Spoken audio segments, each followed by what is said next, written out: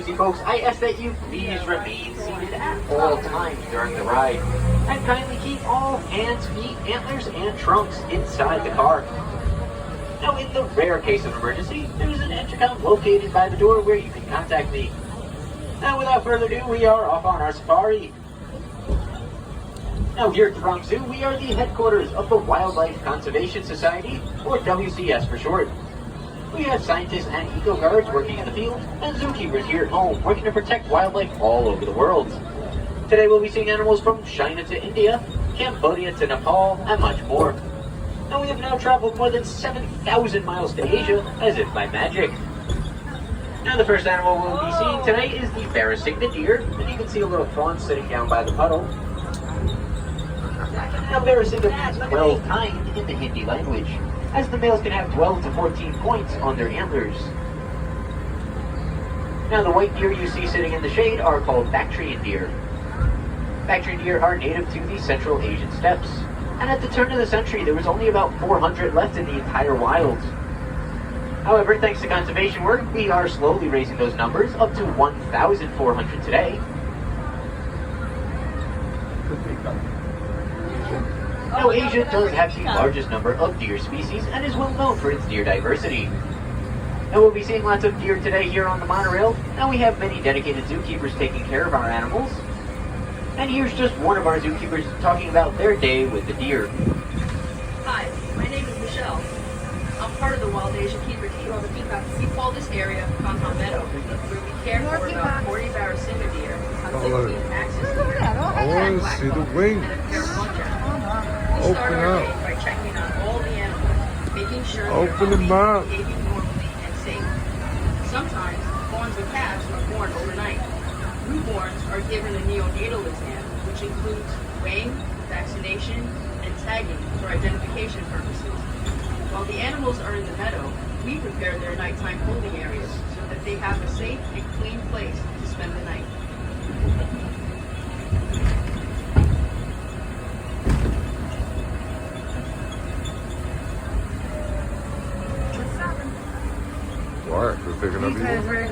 Now we all know that an animal that is extinct no longer exists, like the dinosaur or the dodo bird. Now we won't be seeing any T-Rexes here on the monorail today, but we will be seeing the Mongolian wild horse, also known as Przewalski's horse. Look at this. That's great. Now the Mongolian wild horse was on the verge of extinction. They are great. In fact, they were extinct in nature and could only be found in zoos for a time. However, thanks to conservation efforts, they are making a comeback and have slowly been reintroduced to several areas of Mongolia and China. Mongolian. They're pretty, aren't they? Now you may have noticed a few differences between the Mongolian wild horse and a domestic horse. For starters, the Mongolian wild horse has shorter legs and a stockier build. They also have an erect mane, which I like to think of as a horse mohawk. The Mongolian wild horse is also missing its forelock. That's the part of the mane that comes and hangs down over the forehead of a domestic horse.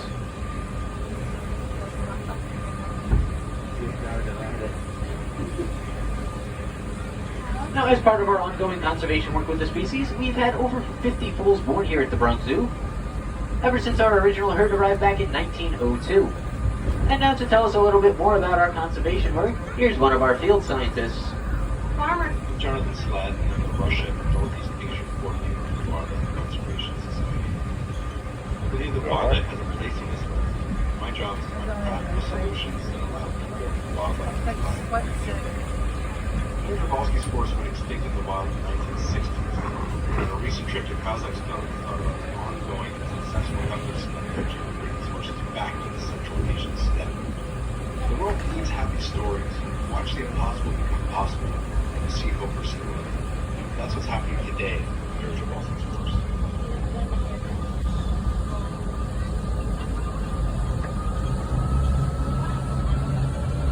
Going through the mountains.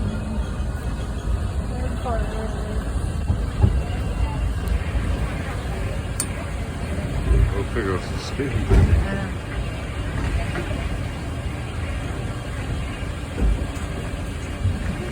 Now we're going to be on the lookout for two more animals, which are both currently listed as vulnerable.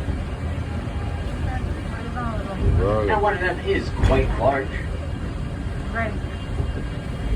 In fact, it is the largest wild cattle in the world, the Gower. Now Gower can stand up to 6 feet tall and grow 10 feet long. They can also weigh up to 2,000 pounds, as much as a small car. With their large size and impressive horns, the Gower can fend off just about any predator, even a tiger. Now keep your eyes peeled for the 2 little light brown Gower calves that were just recently born as part of our breeding program. Whoa, look at that guy. Gower are vulnerable to disease that they can catch from domesticated cattle as well as loss of habitat. And we just received 2 females and a male from the San Diego Zoo to help boost our numbers in our herd. Look at those horns on those guys. Now if you look along the back fence, you can see the brow antler deer. Oh.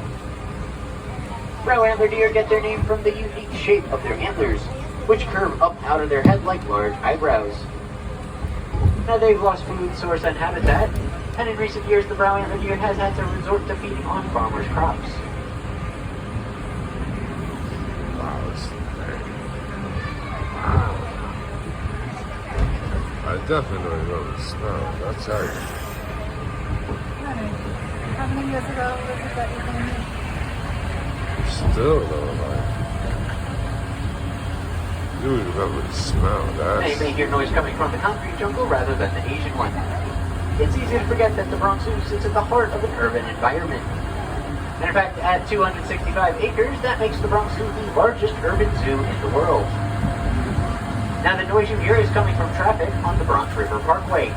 So to help reduce the sound and protect our animals, we've put up this fence you see here in front of us. Now while the fence is for our animal safety, for your safety folks, I ask that you please remain seated as we're on the lookout for a tiger. There we go. Here we go. Now we're looking for Suhano, our female Malaysian tiger. Where are you? Now if you don't see her right away, that's alright. Tiger stripes provide excellent camouflage. Even professional researchers have difficulty spotting them in the wild. Tiger stripes are like fingerprints. No 2 patterns are the same, which is how our zookeepers are able to tell our tigers apart. And if you look up ahead down by the fence, you can see her coming towards us. There she is. Oh, no. There. Now in the wild, tigers eat a variety of animals, but their favorite are big and medium-sized deer. A tiger can eat up to 40 pounds of meat in one sitting, which is the equivalent of you or I eating 160 hamburgers. After a meal that size, the tiger typically won't eat again for several days. That looks like a tiger. And now if you look straight down, carefully, without getting out of your seat, you can get a better look at Solana as she passes by.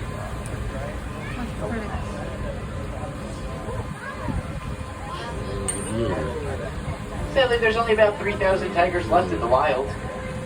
And only about 1,000 of those are breeding females.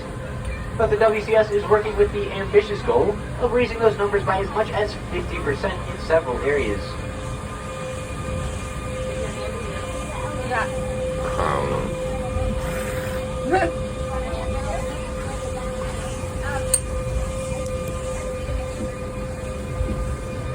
Now we're now passing back into the first meadow. You can see some more Barracinga deer if you follow along the back fence. Oh, we got it.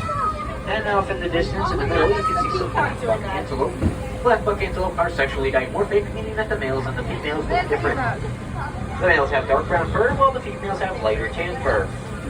You might also see with the black buck antelope a couple of axis deer. Now most deer lose their spots as they mature, but the axis deer actually keep their spots their entire adult lives.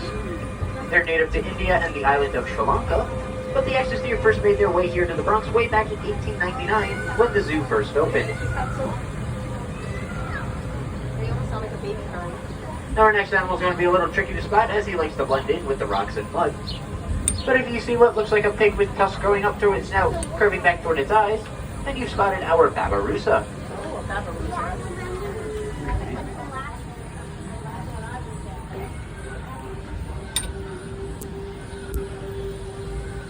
Now he's right down next to the tracks, so he might be a little hard to spot. But on the other side here, we're looking for our other male Linus. I don't see him. Now a male Babirusa will use their tusks in order to fend off rivals and assert dominance in order to attract a mate. There's something right there. And many people think that their tusks look like antlers, and in the Malay language, Babirusa actually means pig deer in the Malay language. Now, if you weren't able to see any of our babaroosas, don't worry. I'm sure you'll get a good look at our next animal, the Asian elephant. Now, up in the back is Happy. She's over 50 years old, and she gets lots of special treatment, including baths and pedicures. That large tree next to the pool is actually her elephant-sized back scratcher.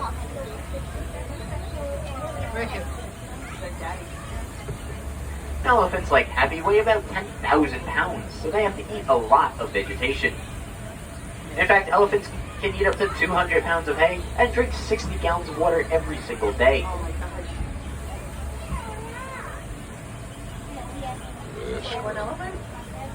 Now, it's a little hard to see her trunk right now, but believe it or not, an elephant's trunk has over 40,000 muscles, and it's a powerful tool. They can use it to either gently pick up a blade of grass, or to yank off a tree branch with enormous force.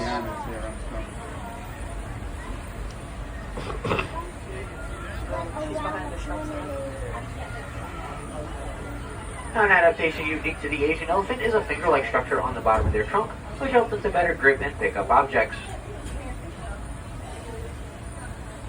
And now we're on the lookout for another large land mammal. And that's going to be our Indian rhinoceros, Callie. More than just one.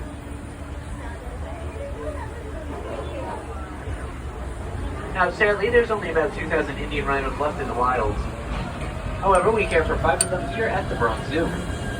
While we've had great success caring for our rhinos, breeding is an entirely different challenge. Now, if we got any moms on board the train today, think about this. An Indian rhino is pregnant for 16 months. And its young will then stay with them for another 2 to 3 years.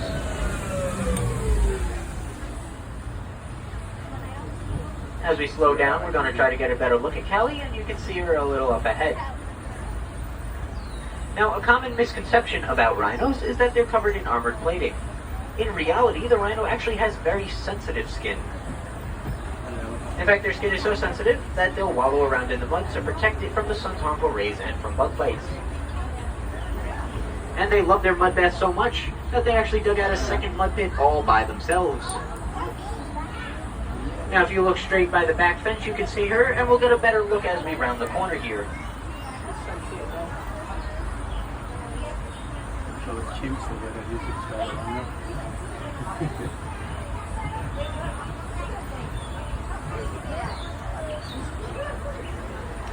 That's a big boy. That's Now, we work with all different species of rhinos here at the Wildlife Conservation Society. And here's a little bit more from one of our rhino conservation experts. The rhinos you see here are Indian rhinos. We work with habitats all over the world that are homes to rhinos. Here is a note from our field office in Sumatra, and Wulan, who works with the Sumatran rhino. Sumatran rhinos are the smallest of the world's rhinos, and they are considered critically endangered. My name is Wulan Kusturi, and I'm the Species Conservation Specialist for WCS Indonesia program. We carried out an island-wide survey of the last wild population of Sumatran rhinoceros in Indonesia. With so many unknowns on how to manage Sumatran rhinos in the wild or captivity, our study showed definitively that we must protect them at source. The cost of doing nothing could be the extinction of the species, and I can't imagine that. Now, a prominent feature of the rhino is, of course, its horn. Most animal horns are made of bone, but the rhino's horn is actually made of keratin fibers, the same material hair and fingernails are made of. So if anything happens to the rhino's horn, it will eventually grow back. Now, down here, as we round the corner, you may have spotted a few of our sambar deer. Sambar deer are the largest deer in southern Asia. They can stand up to 5 feet tall at the shoulder, and their antlers can grow up to 3 feet long. Now, you might have seen 1 or 2 of them down here, but most of them are up on the other side of the field where they're hanging out in the corner where it's shady. Now, because the sambar deer do have dark brown fur and like to hide in the back, they can be a little tricky spot, especially since they hide behind our next animal, the nilgai antelope. Now, it's ladies' day out, so we're only going to be seeing the females, which have light brown fur. However, the male nilgai antelope actually has bluish-gray fur, which gives the animal its name. Nilgai means blue bull in the Hindi language, and they certainly live up to that name as the largest antelope in Asia.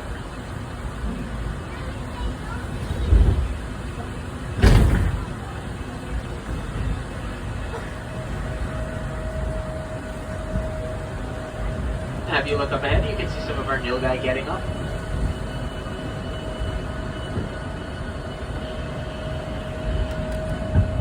Now on the left, to the left of the nilgai, all the way up against the fence, are the sambar deer. And on the right are the female nilgai, and you might spot a couple more sambar deer behind them.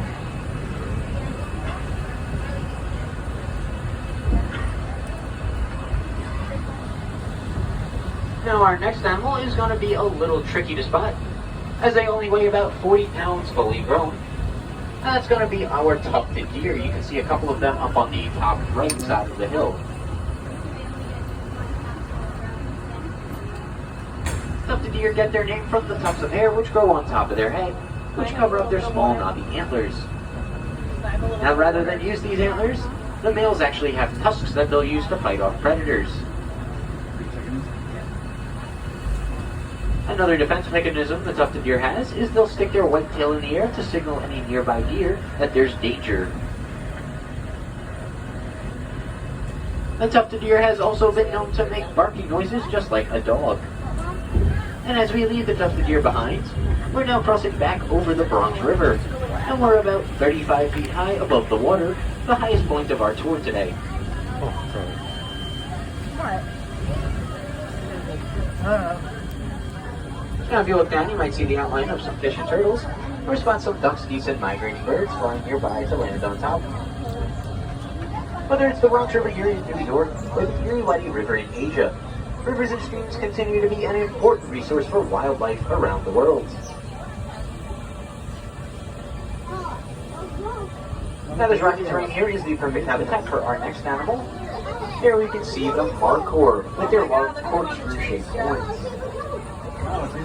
And as you can see, while they do like climbing on the rocks, they've also been known to climb into trees to try to get the leaves on top. Look over there, Jack. Now you see the markhor with the long shape, that there is our male. Show it. Can you see it, Jack? Alright, ready? Listen. Down there. He's on the tree.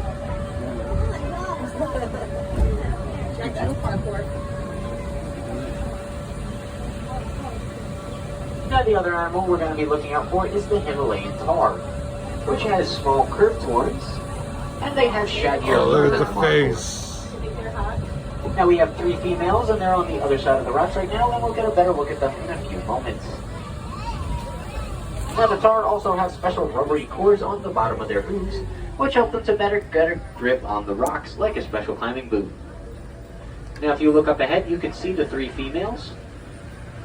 But if you look directly down next to the tracks, you can see Linus the red panda. He's always in the tree right now. There he is. Always in that tree. Yeah, there he is. Now people have always been fascinated with the color of the red panda. In Nepal, they're called Hunho, meaning firefox. And the Chinese word for red panda roughly translates to small bear cat. We know today that the red panda is more closely related to skunks, weasels, and raccoons, although they still enjoy snacking on bamboo like the giant panda.